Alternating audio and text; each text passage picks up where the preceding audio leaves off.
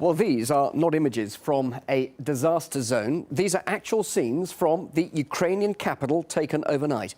The pictures show protesters running amok, angry over plans for laws they say are aimed at punishing them for holding rallies. The response has been fierce, a mix of Molotov cocktails, clubs and firebombs, all thrown at police trying to stave off a revolution. Alexei Yarashevsky is in Kiev for RT. It's morning now in Kiev, but the tension at the right place where the events unraveled in a very violent manner yesterday are not dying down. You can see what remains of the police cars and police buses which were burnt yesterday.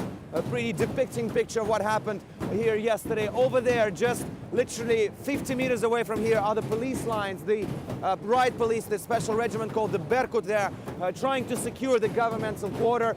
Yesterday on Sunday, the protesters gathered for a typical rally. After that, they decided to storm the governmental quarter and the clashes with the police erupted. We have information that more than 70 police officers have been delivered to hospitals with different injuries. They still remain pretty much over there. We saw some very brutal scenes of the police officers being beaten up.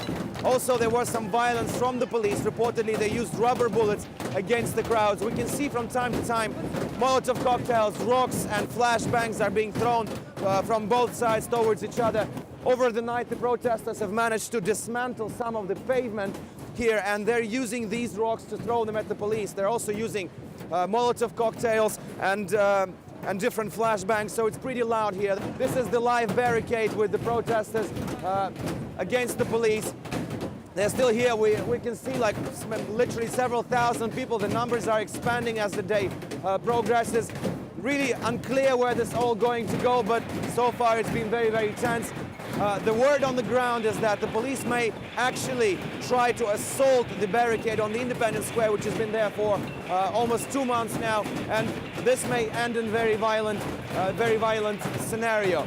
Just to give you the idea of how serious this whole thing is here, the protesters are installing a catapult, a ballista, a medieval weapon to make sure their projectiles, Molotov cocktails, rocks are actually be able to reach the police lines, which are literally 70, 80 meters away from here. We also do know that President Yanukovych has met with some opposition leaders and he's ready to hold negotiations with the opposition, but this is not the talk of the town right here. The people are still very much determined for the government to resign, for the president to step down. This is their goal. This is no longer a pro-EU protest, which it was at the beginning of this whole protest story in Kiev. This is a purely anti-governmental movement. We are certainly following all the developments of what's happening in the Ukrainian capital, Kiev. Well, these are pictures of the aftermath of the battle between activists and police. As people gather en masse in central Kiev, the Interior Ministry warns that the opposition is now arming protesters with clubs. Now, despite the fallout from last night's clashes, there remains the potential violence that could indeed be sparked again.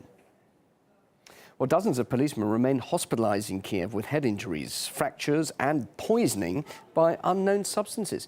The president has called for dialogue to prevent further violence. But despite this, the EU is sticking to its position of blaming the local authorities. And as Alina Galushka reports, it appears the scene is being set for the final act. As rocks went flying and police buses went up in flames, the opposition leaders very quickly found the men responsible for the mayhem. Ukraine's president, Viktor Yanukovych.